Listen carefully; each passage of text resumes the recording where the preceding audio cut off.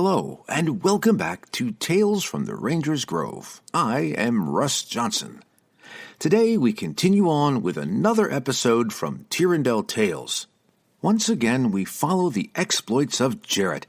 After his success with the frog heist, we find out what happens on this leg of his journey. This episode was written by Chris Tomkins, author of Blackstone, and you can check out Blackstone for free this weekend. All he asks in return for the free download from Amazon is you give him a review. All of the details on how to get the download, as well as information on the cast, will be available in the show notes after this episode. And now, on with the tale.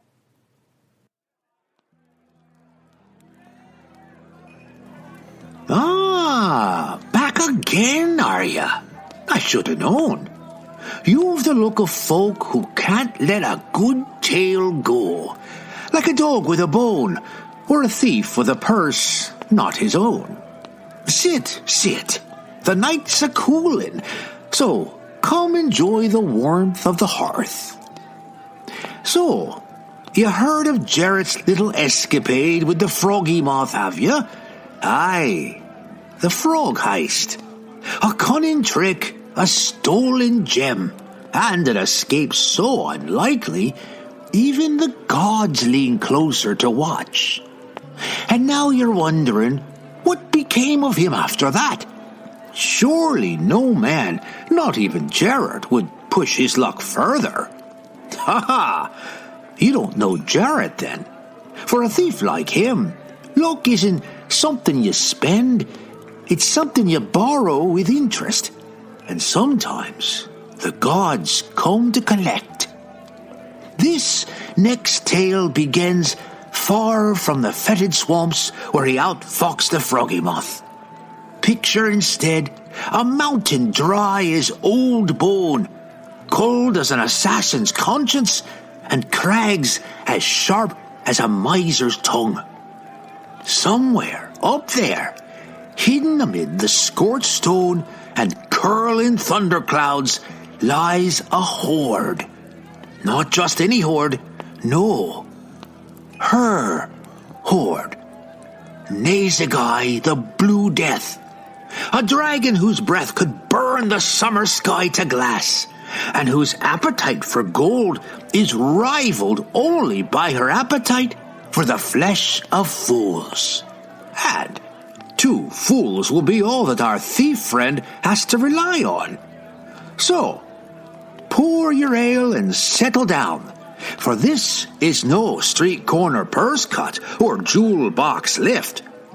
This is the tale of the day Jarrett, with his silver tongue and iron nerve, dared rob lightning herself.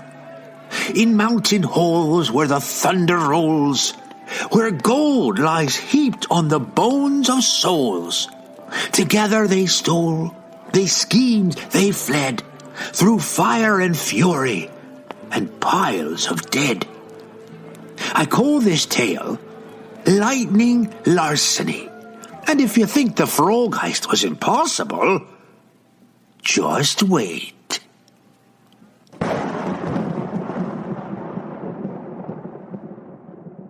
Smoke curled up from the shattered rocks, where lightning had seared the stone black.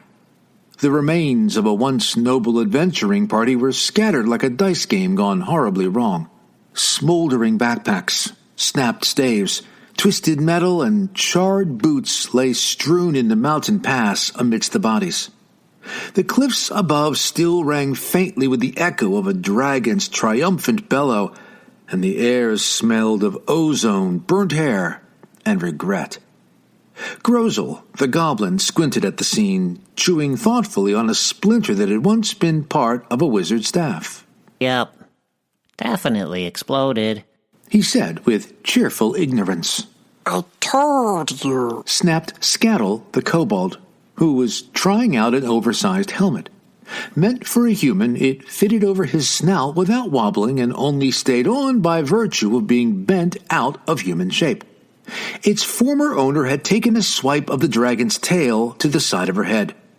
He leaned down and poked a charred breastplate with a ladle. Blue dragon, big one. You heard it. You heard that zapped noise. That's what it does. That's its thing. It zaps. Grozzal nodded solemnly. So, we lootin' or running? Lootin'. Always lootin'. Rule number 5. Now, help me pry this armor off this crispy elf. A low groan escaped from the far side of a pile of debris. Both froze. Skatle raised his ladle like a holy symbol. Surely not ghosts already. Grozzal whispered, caught between fear and irritation. I mean, they'd hardly been dead. Rude to be that quick to haunt us. No, Reasoned Skatle. ghosts don't groan. They go, "Roar," and throw books. Ah. Grozzal nodded in acceptance. Skatle had once known a wizard, so he understood such things. They tiptoed closer, peering over a scorched bush and the remains of what might have once been a bard or a very flamboyant cleric. A black-clad figure lay there. His leather armor was charred, and the expensive tunic underneath would need extensive retailoring. Grozzal poked him with a stick. Hey, you alive? The man stirred, cracked open one eye, and tried to speak. Only a wet hiss emerged. Grozzal gasped. It speaks dragon. No. Skatle wagged a finger at the goblin knowingly.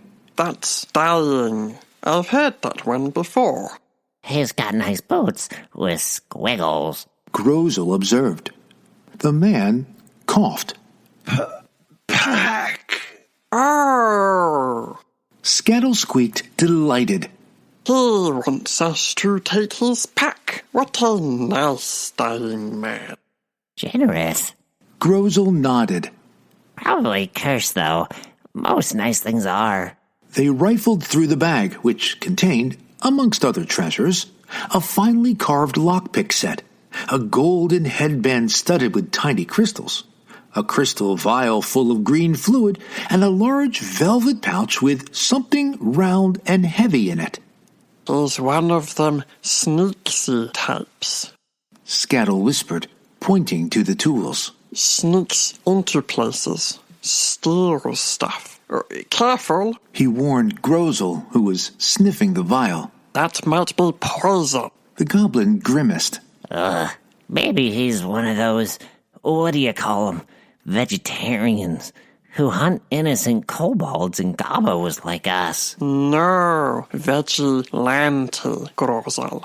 Skatle corrected him. The man cracked an eye and gasped out a plea.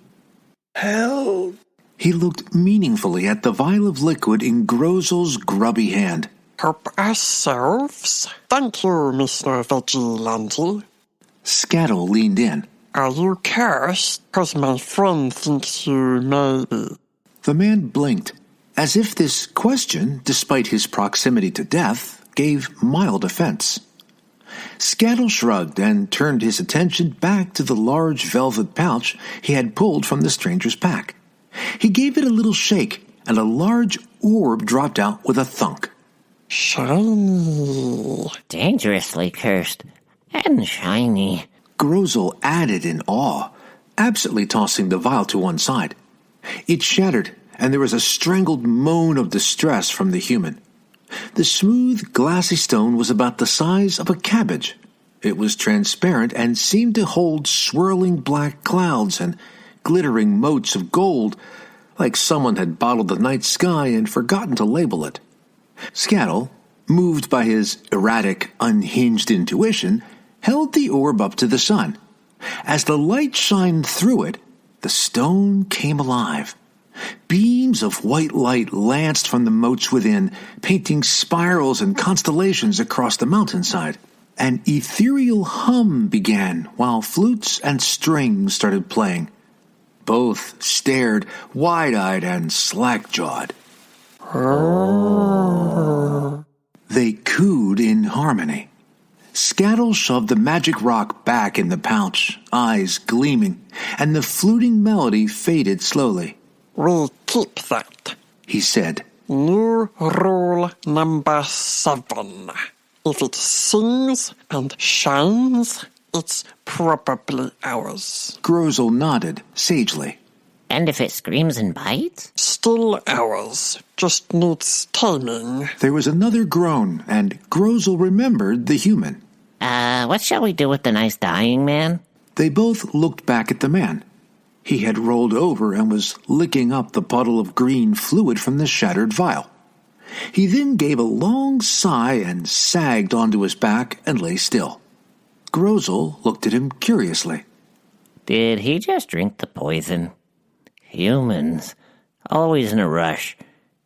He'd have been dead soon enough anyways.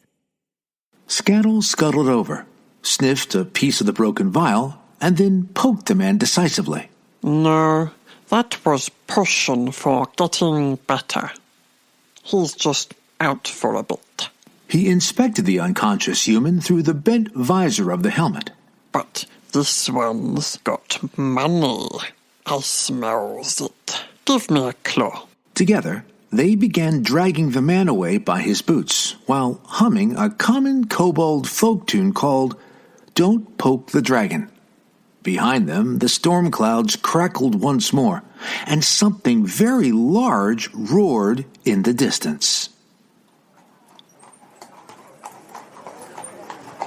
3 weeks earlier, before the disaster in the mountains, Jarrett hummed as he walked through the bustling streets of Tirondel. He stopped when he recognized the sign he was looking for, Gears of Whimsy, and paused to appreciate the window display. A mechanical swan performed a graceful bow, its metal plumage whispering like silk.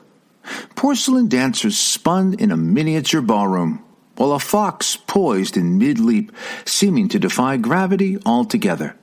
Then there was the brass dragon dozing on a hoard no larger than a tea saucer, breathing in time with an unheard lullaby.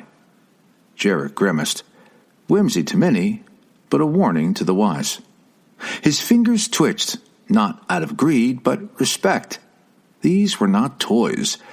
They were devotion and clockwork. The bell above tinkled as he entered, and warmth enfolded him, carrying the scents of leather, cedar, and fine mineral oil. Jarrett paused to drink in the scene. Shelves curved like the ribs of a giant wooden leviathan. Birds ticked on perches. Knights dueled atop a polished counter. The orrery on the far side clicked and spun slowly, its planets processing around a shimmering crystal sun. And there, beneath a skylight of golden afternoon light, stood the shop's creator. Jarrett took his time, first pretending interest in a music box shaped like a wizard's tower, then inspecting a puzzle that rearranged itself when tilted. Only once he'd completed a full circuit did he approach the man at the workbench. A remarkable collection, Jarrett said with an honest smile. In this encounter, honesty would be everything. The man looked up, bronze eyes calm and unreadable. His smile was the kind used by men who knew what they were and didn't mind being underestimated. "Welcome," he said, "to Gears of Whimsy. I am Sept." Jarrett extended a hand. Jarrett. Their handshake was brief but firm. One had sharp calluses from picking locks, the other from creating tiny wonders. In that moment, they both knew that this would not be a typical transaction. "Anything catch your attention?" asked Sept. Jarrett shrugged. All of it, but I had something particular in mind. "A present, perhaps, or a tool for a task?" Sept loaded the latter's suggestion with caution. Jarrett grinned. What he could achieve with the skills embodied in Sept's gadgetry. As tempted as I actually am after information. Sept's mild manner barely changed. "That may be the most expensive thing I have to offer." Jarrett grimaced. He had feared that would be the case and decided to get to the heart of the matter. What do you know of Nazagai? Sept cocked his head. This time there was a reaction, but subtle, like a ripple caused by a breeze over a placid lake. "Why ask a simple craftsman like me?" Jarrett gave him a long, steady look. Zeph remained completely serene, returning the gaze with mild indifference. The thief gave in first and sighed. Name your price. Zeph thought for a moment, and then reached under his counter and placed a beautiful and intricate clockwork sculpture of a unicorn. Unicorns are so special, so unique that I cannot finish this piece without a gem so rare and magical that I only know of one. But it was lost in Nazagai's hoard over a century ago, an essence-infused emerald created by the elven mage Ithiniel. Bring it back and the debt is paid. But, in truth, I would prefer if you didn't make the effort. Nazagai is as sly as she is vicious. No one has come back, and I can't in good conscience send you. It is your choice alone. Jarrett grinned. I've gone by the name No One more than once. So maybe I'll make it back. Your offer is equitable. Tell me about the cave she has her hoard in. I will. But if you choose the wiser course and stay away, then I will not hold the debt against you, Zeph said. He paused, but Jarrett just raised an expectant eyebrow. Very well, he sighed. Her cave is near the second highest summit of the storm peaks. She sits amidst piles of gold and jewels, lit by a shaft of sunlight. A magnificent sight, for sure, murmured Jarrett, stroking his chin. No, Zeph disagreed mildly. Not in the slightest. Pretending to sleep, she waits until would-be thieves creep onto that gold to select the most valuable items, and then she strikes with her lightning breath. Her lightning flows lethal through the gold in a torrent, frying them where they stand. Zeph's eyes gently pleaded against such foolhardiness. The hoard is encrusted in the skeletons of dead adventurers caught by her lightning breath. Jarrett nodded slowly, repeating the key clues. Shaft of sunlight, hoard encrusted with corpses. Great, you have been a tremendous help. The shopkeeper reached over and set a gentle but firm grip on the thief's elbow. Don't be in such a hurry. Listen carefully. When she's asleep, she'll make the mountains shiver with the depths of her breathing. The energy within her will crackle along her scales and arc into her hoard. Be careful not to get caught by that. But if that stops, then you are in real trouble. Jarrett guessed the reason. Is it a sign that she's waking? Zeph shook his head sadly. I have never understood how intelligence and foolhardiness can go hand in hand. Indeed, she's waking up and drawing her lightning into her belly. Is there nothing I can say or do to dissuade you? Jarrett touched the unicorn figurine and reverently stroked its back. I will bring back your elfin gemstone, and your unicorn will finally dance and prance just as you intended. One detail, the shaft of sunlight, is that a natural crevice? Zeph looked over Jarrett's shoulder, his bronze eyes unfocusing as he drew upon an old memory. Then he shrugged. No, I suspect it was carved, maybe by dwarves, long time ago.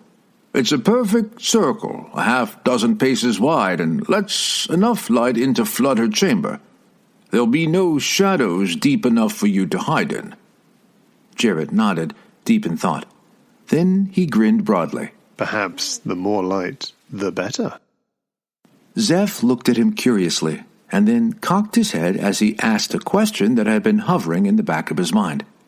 Why do you never go back? Jarrett frowned, not wanting to understand the question, but suspecting he knew exactly what Zeph meant. Back where? He asked, obstinately.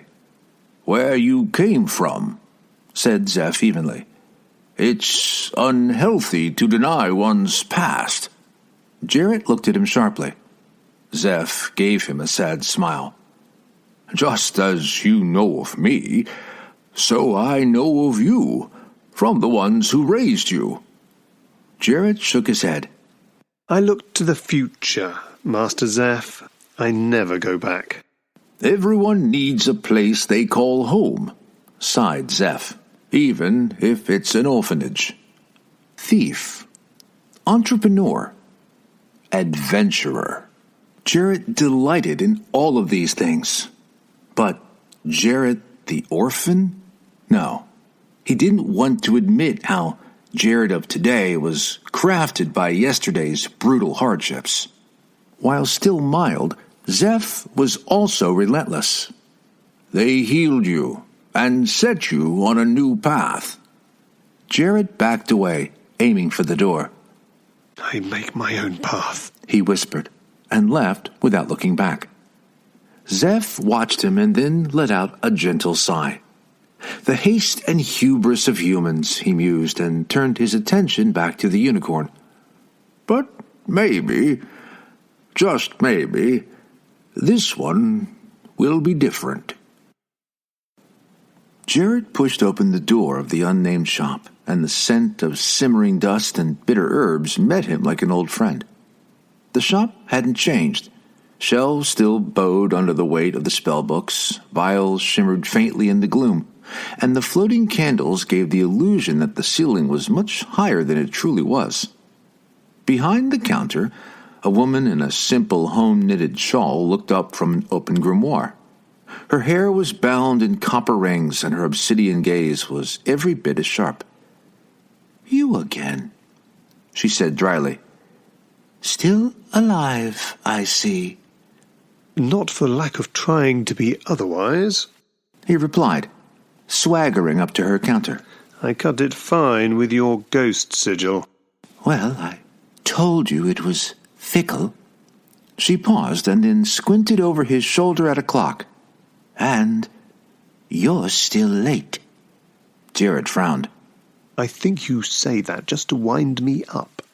She shrugged and pushed aside the parchments in front of her. If I wound you up, then would you go faster or for longer? Jarrett decided not to follow the eccentric trajectory of her conversation and hefted his boots onto the counter. I need a modification, he asked. Again? She peered over the boots at him, not bothering to rise. Didn't I fix those last year? Yes, but this is not about wear and tear. I need new soles cast from Heviasap and alchemically cured for heat. The enchantress raised an eyebrow. Natural rubber? A fair choice for someone who spends most of his time not walking in straight lines. Jarrett tapped the sole. I still need them silent, but I want a storm inversion sigil etched here. That got her attention. She sat back, studying him. You planning to dance on storm clouds, Jarrett? Something like that. I'll need a cloak of gliding, too. The enchantress tapped a long fingernail on the counter. The sigil can only take so much. It'll change sparks to gusts, but you won't be invulnerable. A full lightning strike. She shook her head in warning. There'll be thunder blowback. Noted, but I have done my calculations, he assured her. Can you do it? She looked at the boot, then at him. I can, but I'll need a sliver of worm scale for the binding matrix, preferably blue dragon. Jarrett pulled a small pouch from his coat and placed a fragment of a blue scale on the counter. Got one fresh from a recent reconnaissance. She snorted softly. You're after the eye of the Hollow King, aren't you? Sooner or later, one of your gambles will turn bad. Jarrett shrugged. If that drunk wizard's journal is right, then the symphony won't be much use without it. The shopkeeper pursed her lips, and her bow creased in recall. The last record of the Eye of the Hollow King details how it was set into the pommel of Nylar Nightstalker's dagger. Jarrett nodded. Both of them were experts in their fields and knew the legend of Nylar. She had been head of Tirondel's small and discreet Assassin's Guild over 100 years ago and, so the story went, was driven mad by the need to avenge herself upon Flerigus Pyrocan, a famous evocation wizard. You think they both died in Nazagai's lair, the shopkeeper deduced. Jarrett grinned. We all know he led a party north to kill Nazagai, and probably had the power to beat her, but was never seen again. We didn't know the exact date, but I found the diary of Flerigus's apprentice.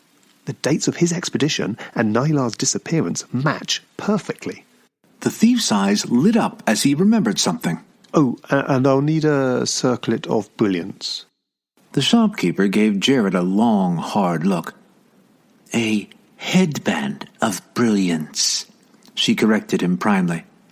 I've never been in your profession, but I thought the whole idea was not being seen. You're a good customer, so I'd prefer if you didn't go. Nazagai has never been bested. Jarrett waved off her concern. Danger's just a tax on ambition. Don't worry about me. I'm heading to the Sword and Stave next to hire the best adventurers I can find there. She shook her head and gathered the boots and pouch. 3 days. Come back then. He nodded, but as he turned to leave, she called after him. Jarrett. He paused. Whatever you're planning, don't underestimate this foe. Inversion sigils help, but they don't change the fact that dragon lightning is just nature's way of telling mortals they've grown too proud. Jarrett gave her a jaunty salute and stepped out into the wind, whistling through Tirondel streets. Let's hope I'm not the proud one, then, he called back, and vanished into the deepening dusk. When Jarrett arrived at the Sword and Stave Inn, he found Kemple, the taverner, outside, up a ladder, hacking at ivy and complaining about the antics of druids after too much drink. The Dragonborn gave him a cursory look. You know how dangerous she is, he growled from up the ladder. You'll find the adventurers you're looking for inside, but don't you be thinking that any of them are good enough. Jarrett paused, taken aback. Kemple rarely gave unsolicited advice. The taverner looked down at him from the ladder again, his deep bronze eyes studying him longer this time. Then he said, with patience born from observing too many fools over too many years, Nazagai is smart, and she's strong. Seems wrong to let you go without warning you. Jarrett executed a precise and genuine bow. You know that I hate taking danger head-on. He beamed. Those who dine and drink here are formidable talents. Have faith in your patrons. I'll hire the absolute best of them. Kemple frowned and looked away to tear off another piece of druid-inspired ivy. I've said my piece.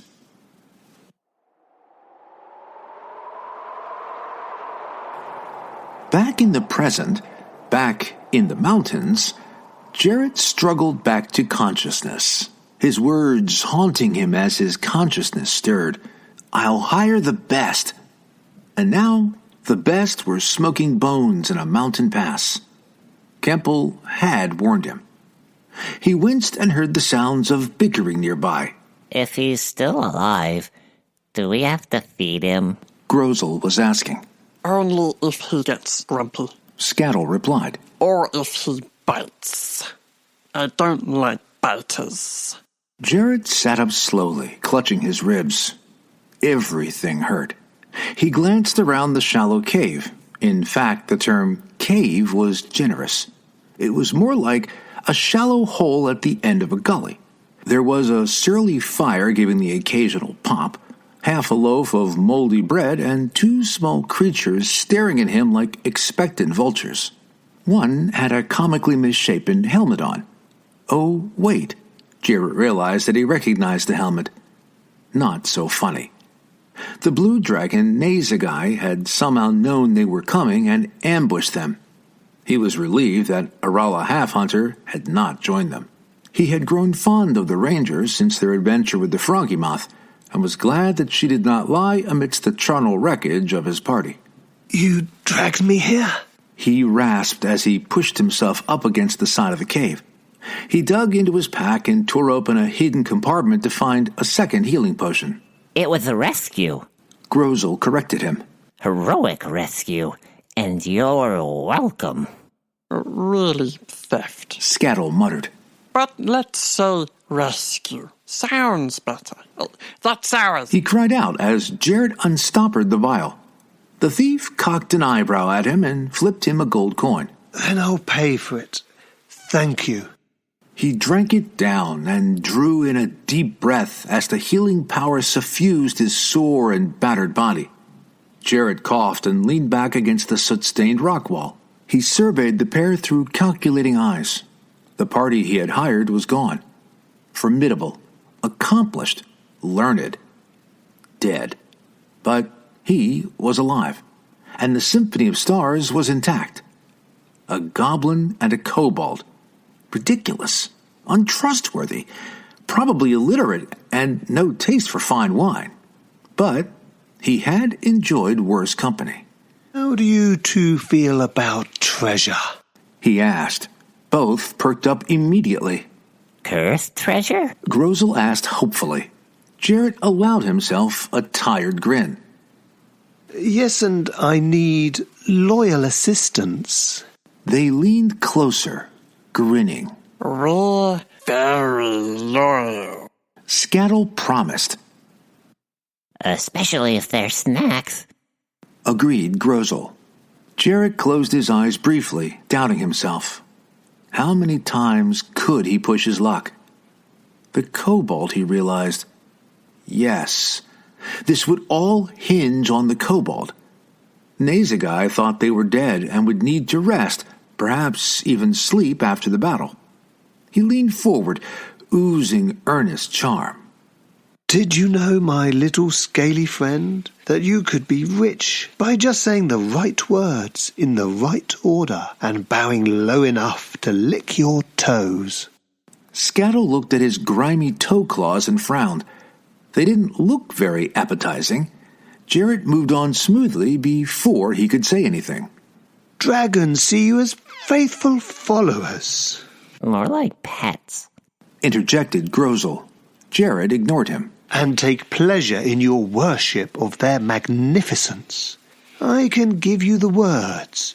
You just need to prostrate yourself when you talk to it. He means grovel. Grozzal added helpfully. Jarrett smoothed over a flicker of irritation. In gracious appreciation of your worship, she'll give you all the gold you can carry. He added convincingly. Skatle's eyebrow ridges bunched as he thought. But also might zap me dead. No. Jarrett reassured him warmly. I mean, humans, elves. Puh. Jarrett waved away the thought of other races being worthy of pulling off this exploit. No, they only respect their draconic kin, such as plucky little kobolds like you.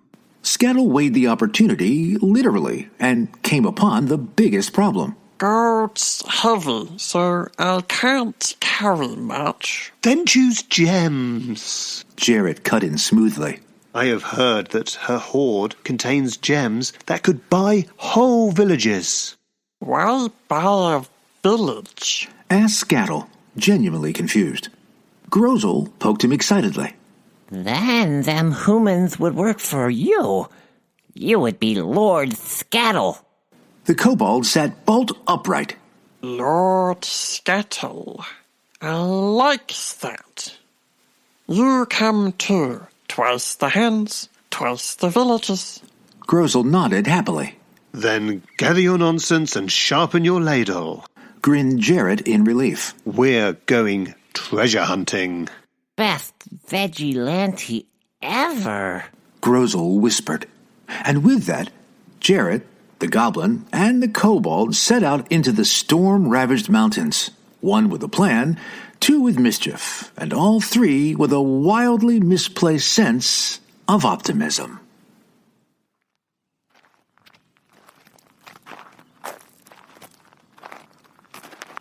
The old trail twisted steeply through scree and shattered stone, carved long ago by miners or goatherds when Tirondel was young. Above it, the jagged teeth of the Storm Peak Mountains thrust into a sky smeared with thin clouds, pale and sharp with altitude. Each breath tasted of frost and thinning air.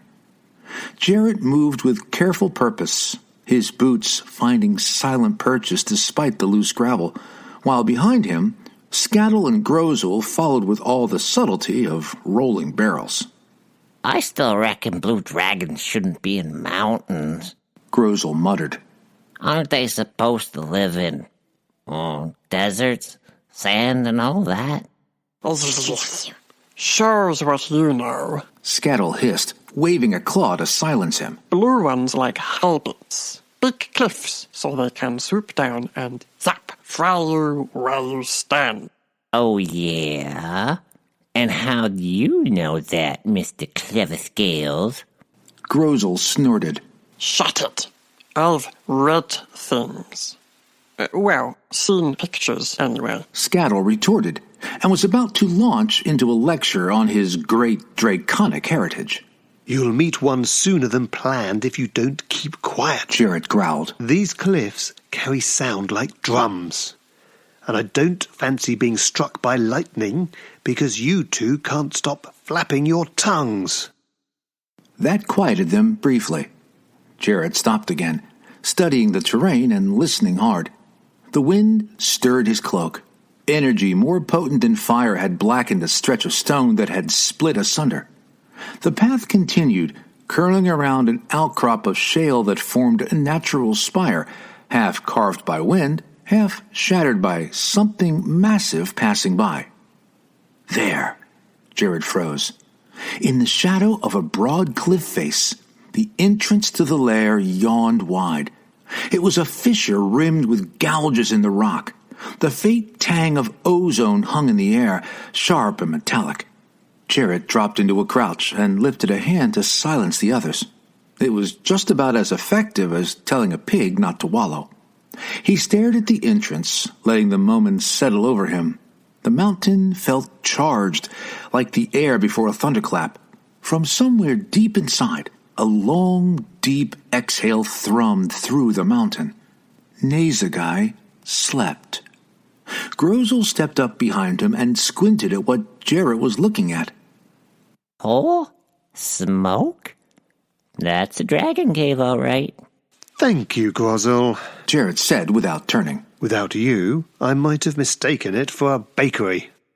Skatle swallowed. So, what do we do? We go in, Jarrett said. Stay quiet. Stay alert.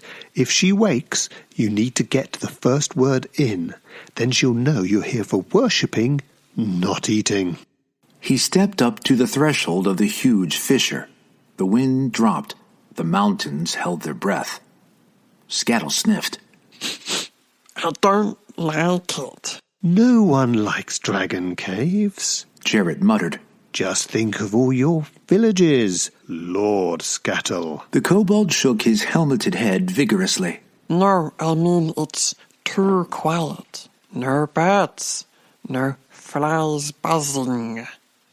Even the wind's avoiding this place.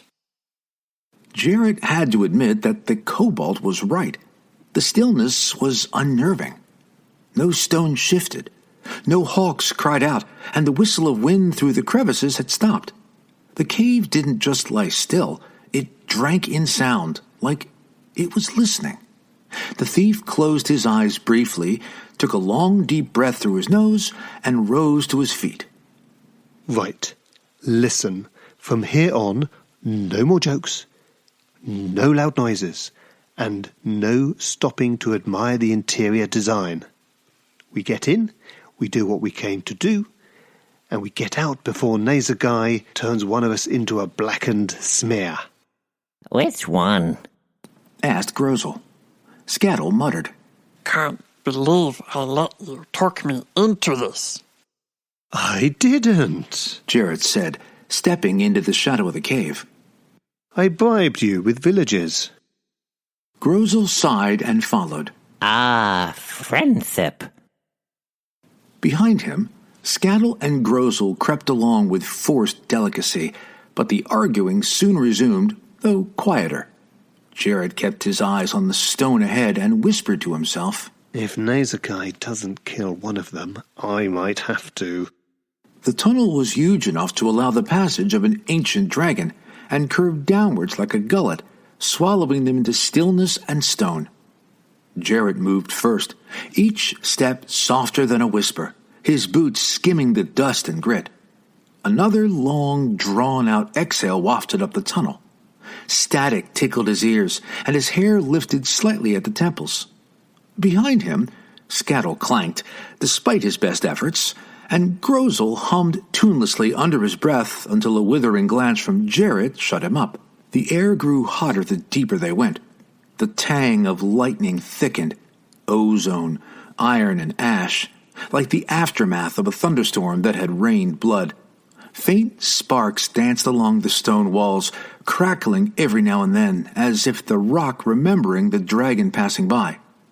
And then the tunnel, already big, opened into a vast space. They stopped, half blinded by the gleam. The immense chamber was lit by a shaft of daylight that entered the chamber from high above them and struck the horde. Coins piled up like sand dunes shone golden in the sun.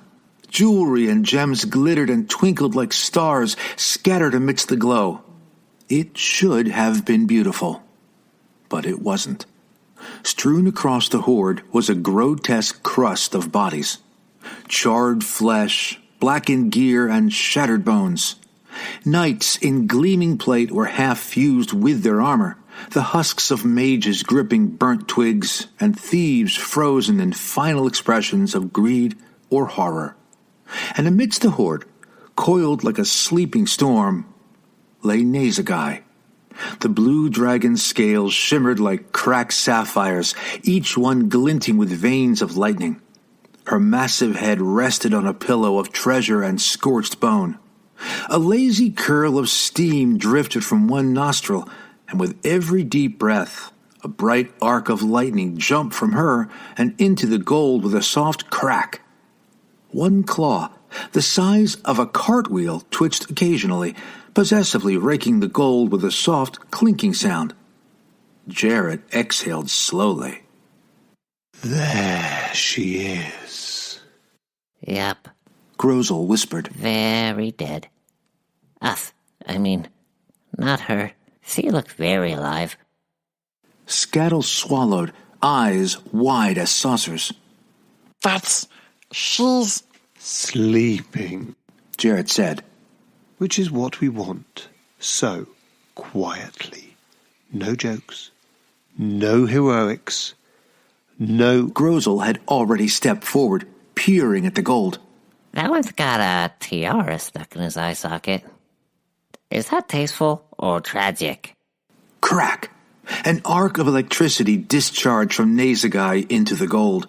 There was a gentle tinkle as several coins skittered down the side of the treasure mound. Skatle gave a small whimper.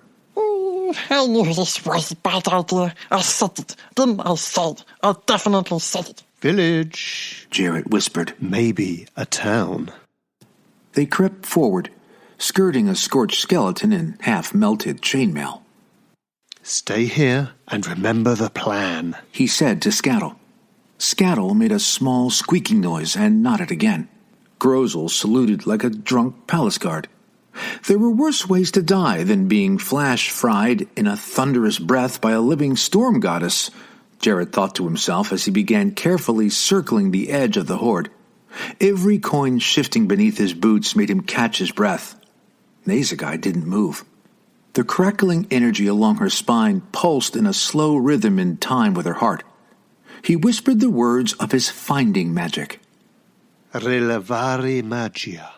Jarrett's eyes sifted the ridges for the telltale glow from the spell, and locked onto his prize, a dagger embedded in the skull of a long-dead mage. Floagus Paracan, I presume, murmured Jarrett. Its hilt was fashioned from ivory, and the diamond pommel refracted the brilliant sunlight into 1,000 rainbows. He scanned to left and right, and there was Zeph's elfin emerald not too far away. Excellent. He calculated his course into, across, and out of the horde. Crack. Another discharge. He had to start moving now. With a deep breath, he stepped up and onto the unstable pile of gold. Each step was an act of prayer. Surely even this would impress Sylvet. Maybe, maybe not. Nevertheless, he whispered a quick plea to the god of thieves for luck. The coins shifted softly beneath his feet, like whispered warnings. He tried to walk where larger objects shored up the mound, shields, the tips of near-buried stalagmites, and bodies. Lots of bodies. Anything to ensure the treacherous gold did not betray him to Nazagai. The dragon's breathing was a slow thunder, each exhale sending a wave of dry static rolling across the room. Crack! One of the arcs of electricity discharged into the gold near him. Jarrett froze as the discharge flickered dangerously across the gold, a wave of pain to the unwary, and passed beneath him without giving him so much as a tingle. Whether it was the cat god's blessing or his rubber soles, he didn't care. Jarrett breathed out and started moving again. He kept his eyes low, scanning. Jewels, relics, weapons, some clearly magical, others rusted with age. He ignored them all, however tempting. He reached his first target. Zeph's magical stone was loose in a charred pouch. He lifted it carefully, easing it free without a whisper. So far, so good. Crack! That discharge was on the far side of the huge blue dragon's bulk. Nothing to worry about. He turned onto the path towards his ultimate goal, the Eye of the Hollow King. The diamond was as big as a hen's egg and sparkled in the light of the sunbeam from above. 17 agonizing steps across the gold, and he was there. He crouched down and inspected the dagger. Interesting. It looked like Nylar the assassin had found her mark. The blade was rammed into the eye socket of the wizard, a killing blow long, long ago. What madness had possessed her to kill the mage here? Had Flarigus's party been battling Nazagai at the time? Jarrett sighed and shook his head. He would never know. The wizard's wand, still gripped in the skeletal hand, lay across the dagger, trapping it. Its tip glowed like an ember. A wand of fireballs, maybe. Jarrett breathed steadily to settle his pounding heart, gently lifting each skeletal finger to free the wand and set it aside. The dagger, and more importantly the diamond, was clear. Jarrett leaned closer and settled his fingers on the ivory hilt. Behind him, he heard a clatter. A loud clatter. He froze. Grozzal, Skatle whispered sharply, voice trembling. did you just kick a helmet? It was an accident, Hissed Grozzal. Jarrett winced in silent agony. Then, a low rumble. Static crackled. The dragon's eyelid twitched. The lightning rippling along the dragon's flanks flickered and vanished.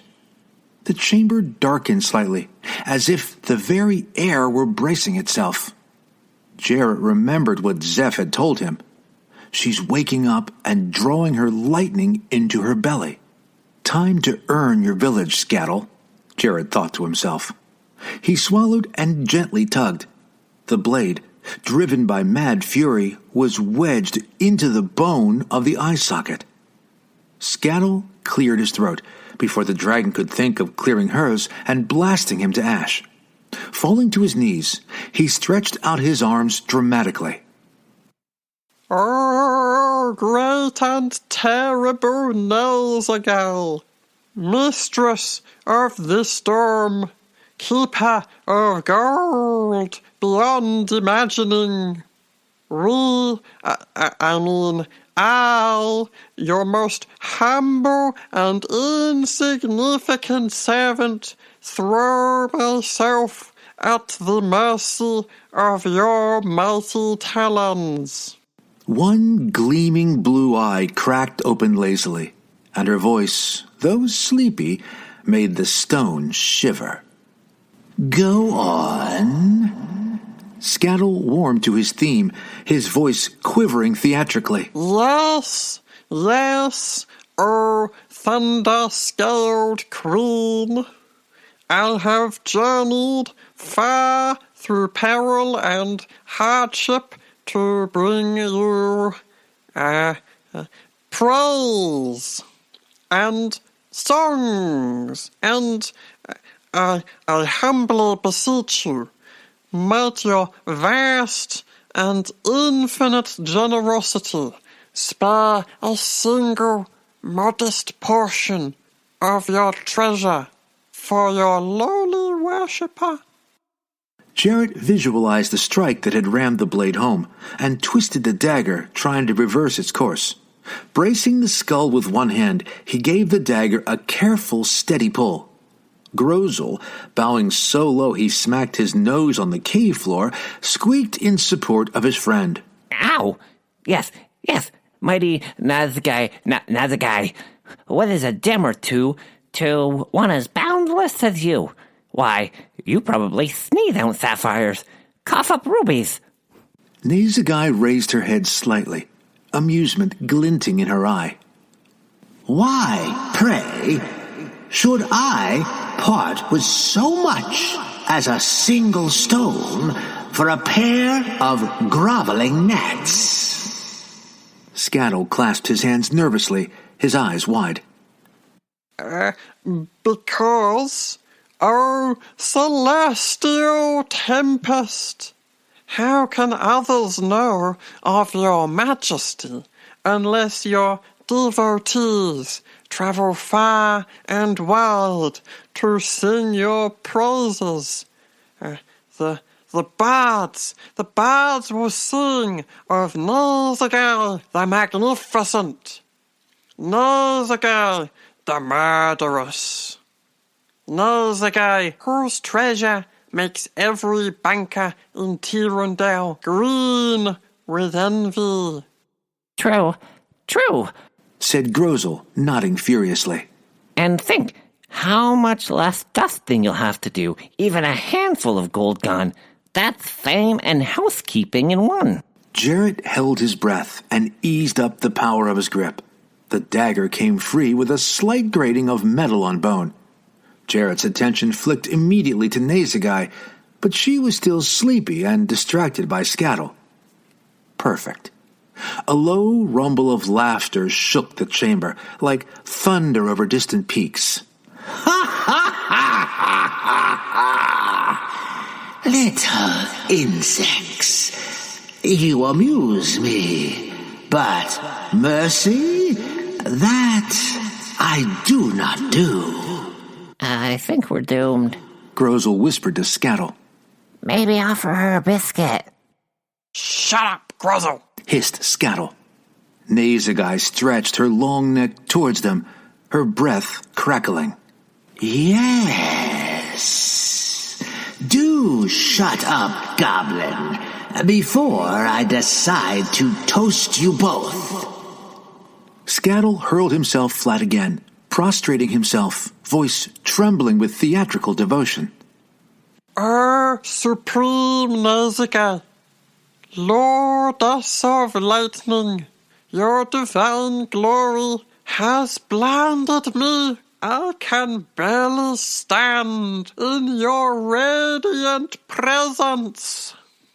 Might, just might, your greatness shed a single gem of your vast wealth upon your wretched servant, that I may spread your legend across the realms? Grozzal knelt down next to his ear, whispering loudly. Ask for 2. No, 3. She's rolling in the stuff. Look at it. Nazagai shifted her great blue head slightly, her eyes half-lidded as if growing bored. You little creatures chatter like sparrows. Do you not see that I am weary? I've only just finished roasting the last band of would-be heroes who thought they could pick my hoard clean. Yes, of course, mighty one, forgive us, cried Skatle, swallowing hard. Your power is unmatched, and I would not want to trouble you by making you scorch me and my foolish friends. 1 gem to sing your praises would be nothing, just a single raindrop from your magnificent storm cloud. Or like dropping a breadcrumb to a pigeon, Grozzal added, grinning nervously. Then he realized his mistake. Not that you're a pigeon. No. He added quickly. You're the whole storm. A big, scary, feather or a scaly storm. Nazagai raised her bulk, and thunder growled in her belly. Pigeons indeed. Truly you have the tongue of a fool. But perhaps there is something you can do for me. Word reaches even these mountains that another dragon hides in plain view. In Tirondel, they say. I have little patience for rumor and less for travel. You, however, are expendable. Skatle jumped bolt upright and saluted. Expendable and not expensive. You honor us, oh thunderous majesty. It would be our deepest delight to verify these rumors for you. Wait, did she just volunteer us for dragon hunting? Whispered Grozzal. Nazagai ignored Grozzal and flicked a single gem towards Skatle. It skittered across the floor and hit his boot. Bring me proof of this other dragon. Scale, claw, word from its own maw, I care not. Do this, and I will reward you with 1 more. Skatle bowed low, quickly plucking the gem before Grozzal grabbed it. Your generosity eclipses the sun itself. Jarrett began to move away, but it was like walking on quicksand. The wrong step and the coins would shift. Nazagai would hear. Grozzal grizzled and nervously stepped forward. 1 each? Nazagai flared her nostrils at the goblin, and Grozzal felt his scrawny hair crackle with static. 1 each for you and your friend. Nazagai trailed off, and her massive blue brow furrowed in recall. Earlier, you said friends, she said to Skatle. You said that I should not trouble myself by scorching you and your foolish friends. The dragon drew out the sound of the S explosively and rose up, arching her back. Who is your other friend? Skatle warbled as his brain went in circles. 1, He said, pointing to Grozzal uncertainly. 2, He said hopefully, pointing to himself and grinned. friends. Grozzal frowned, confused. No, you can't count yourself. But Jarrett's over there. Oh, Palos bollocks! Jarrett cursed under his breath. The dragon roared and turned. Time to run, Skatle. Squeaked the goblin and sprinted away. Nazagai's shadow swung over Jarrett, her silhouette dark against the shaft of sunlight from above. Thief! Roared the dragon and drew breath. Jarrett threw back his hood, revealing the headband of brilliance, and dived back into the light. The sun struck the crystal-studded circlet and reflected back a dazzling display of glaring sunbeams. Nazagai flinched and shied away as she unleashed a torrent of lightning, just missing the thief. Nevertheless, the raw destructive power coursed through the gold under Jarrett's feet. The dry carcasses around him erupted into flame. Jarrett yelped as the electrical maelstrom crackled around him, threatening to envelop and destroy him. Then, in the next moment, the sigils on his boots activated, turning lightning into a thunderous blast of air. The pile of gold exploded, sending up a hailstorm of coins and debris sparking with power. Jarrett shot upwards over the dragon's head, his cloak of gliding filling with the rush of wind. Nazagai lunged, her massive jaws snapping on air. He twisted his angle of ascent and shot into where the sunbeam entered the vast cavern.